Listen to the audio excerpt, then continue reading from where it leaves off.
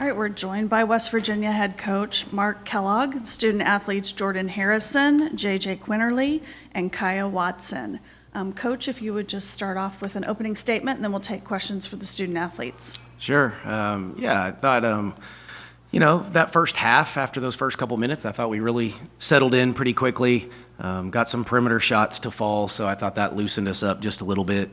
Got the rim a little bit bigger for us, and then I thought our defense kind of took over from there and really allowed us to get going on the offensive end. So proud of their effort. I've been proud of their effort the entire season. We've really kind of done it with defense leading to offense, and I thought we did that in the first half. The second half, maybe not so much. Probably let off a little bit too much for my liking there in the third quarter because we did not play very well at all in the third quarter, I didn't think. But fortunately had the big lead to kind of keep them at bay. But, we obviously our third time playing Cincinnati.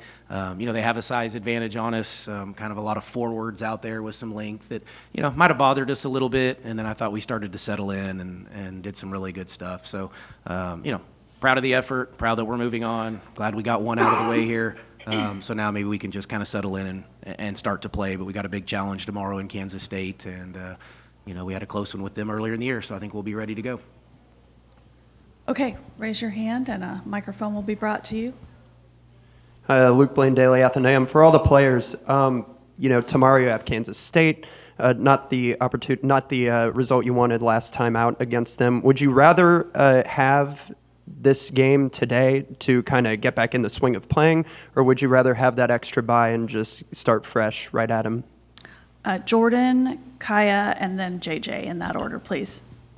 Honestly, we, wanted to get as much rest as we could, but I think having a game before we play Kansas State, we get used to the rims here, just get used to the arena. I think it'll, be an advantage for us tomorrow. Kind of what she said. Just kind of getting used to playing on the court would be nice for us tomorrow. I think if we had them first, we would still do what we needed to do. Jonathan Hamilton, Daily Athenaeum.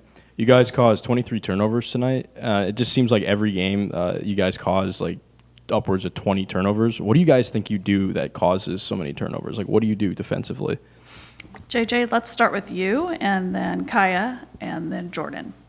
I think just our rotations being in the right spot, and then we got a lot of athletic girls on the team, so just that, our speed, just help us out a lot. So Yeah, I would say our ball pressure really dictates kind of our defense, and then getting those stops really helps us in offense. So.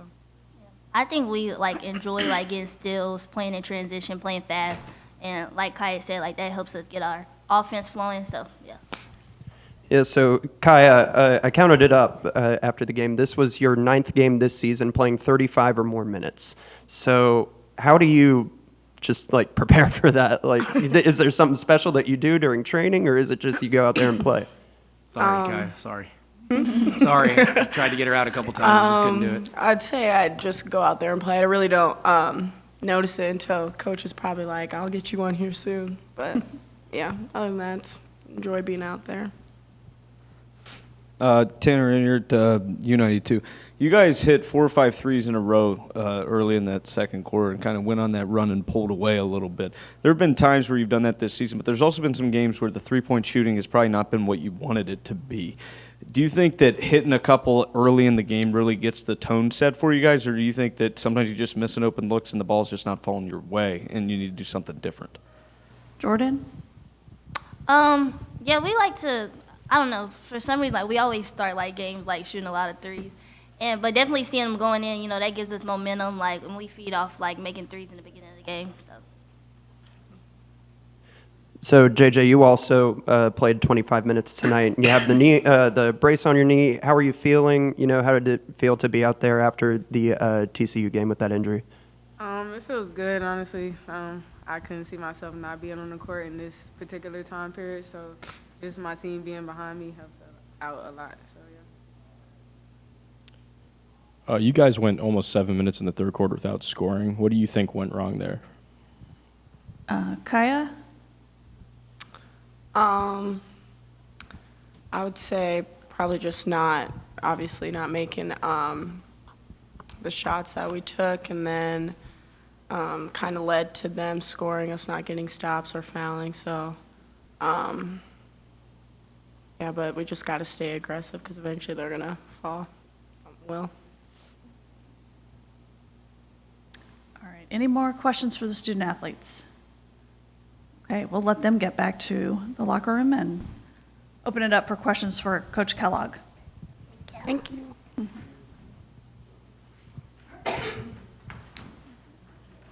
Raise your hand. Coach, it was another dominant defensive performance again tonight. Size might be a little bit of a problem again tomorrow, but you guys were able to, hang with them today. And with the guard play that you get, you're able to do that a lot of the times. What do you think can maybe be done different tomorrow to find a different result against K-State?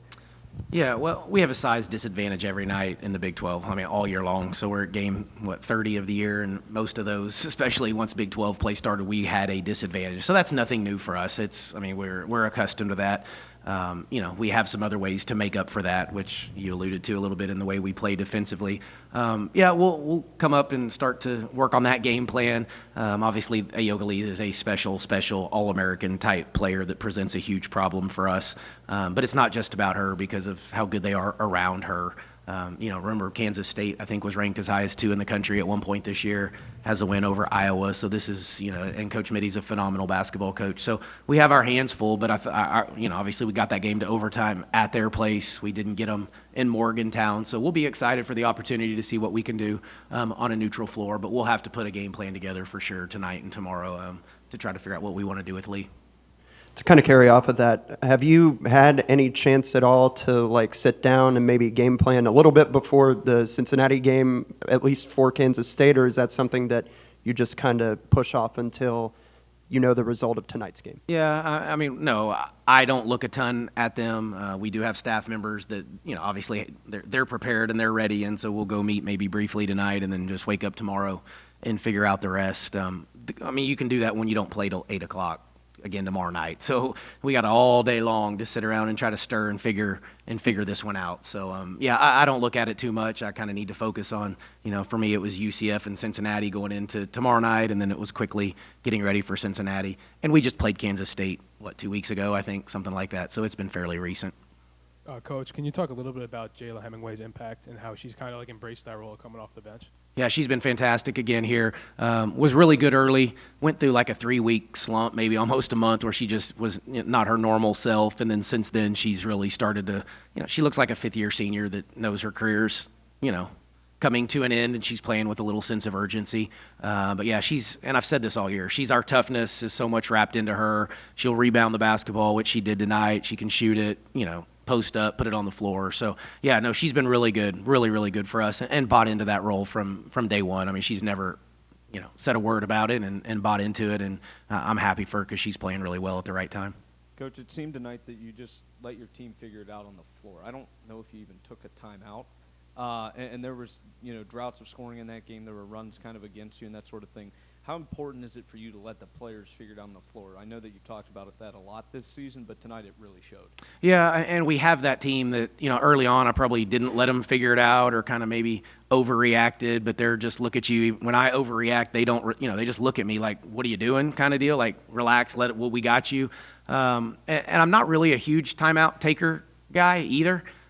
That's appropriate, or that's the way you say that. But I went the whole conference season one year and never called one timeout at SFA. So, but if it calls for it or warrants it, we had the big lead, and I'll actually use that phrase too. Like, I'm not bailing you out, y'all figure it out. And I do want them to kind of have to do that from time to time. And that third quarter, I was ready to take a couple. Had we not had that lead, probably would have a little bit. But if it ever got under, single digit or double digits, I definitely would have taken one. So a lot of the time you play Tears of Moore down low. On the roster, she's listed as a guard, but you play her as a big a lot of the time. And tonight, a night where you didn't have Danelle Argbabu, how does she help out in that situation? And on top of that, is there any update on Danelle and how she's doing? No, Tirza should not be listed as a guard, so you can cross that and put an F next to that one, forward or something like that. But yeah, Tirza averaged a double-double at Oral Roberts. I mean, this is a kid that's really produced, at the mid-major level. So we were excited to get her, and she got hurt a little early in the preseason, played for a little bit, got hurt again, and it really just set her back. So she probably missed about 3 or 4 weeks of prime Big 12 basketball, and so she's just now kind of getting back to it. And so yeah, without Donnell again, now we're even smaller. Donnell is the one kid that has some size for us, and so yeah, she wasn't available tonight. I would call it day-to-day with Donnell, and hopefully it's sooner rather than later. Yeah, and on top of that, I think a lot of people on social media talk about this, but your daughter Kaylee is playing in the West Virginia State tournament with Morgantown High School.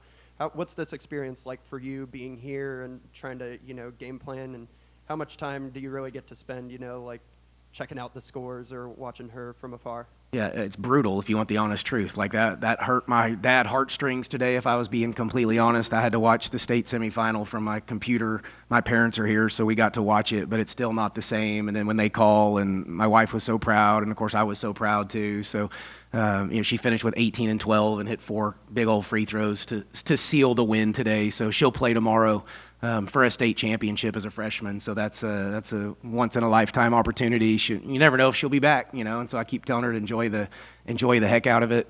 If anybody's got a private jet and wants to come get me tomorrow and take me to Charleston, West Virginia, and bring me back, I would love to be there, but I'm not sure that's going to happen. So that's hard, though. That's really, really hard for me, if you want the honest truth. I get one crack to kind of raise my kids and be there for them, and I spend most of my time with everybody else's kids, and I knew this day was coming, but it hit me pretty good today after that one that I wasn't there and missed my daughter's semifinal game. But yeah, I'm really proud of them. That team has battled through a lot this year. So yeah, really, really happy. Go Mohegans tomorrow. Go get you back-to-back state titles. Right there in the middle, on the left. Coach Kathleen Geyer from the Next.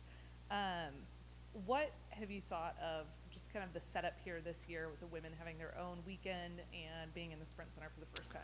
Yeah, no, it's been first class. Yeah, this has been great. Obviously, I wasn't a part of it in the Big 12 at Municipal, but I was in the MIAA years ago at Northwest Missouri State and played in Municipal. So I've been in that environment, and I've been in this one, and there's a different feel, if I'm being honest. But yeah, when we pulled up to the hotel, it felt different. When we got a little shoot around, I guess yesterday in T-Mobile, and that felt a little different. And then again, we got to watch the game last night and then today and see what the Kansas, they had the faithful out, it looked like, for their game against BYU. So I imagine the crowds will continue to get better as the tournament goes on. Yeah, thankful that I guess the women get the spotlight here for a little bit in a great venue, and I'm sure the basketball will continue to get better and better as this weekend goes. But yeah, it felt good. Yeah, they've done a great job.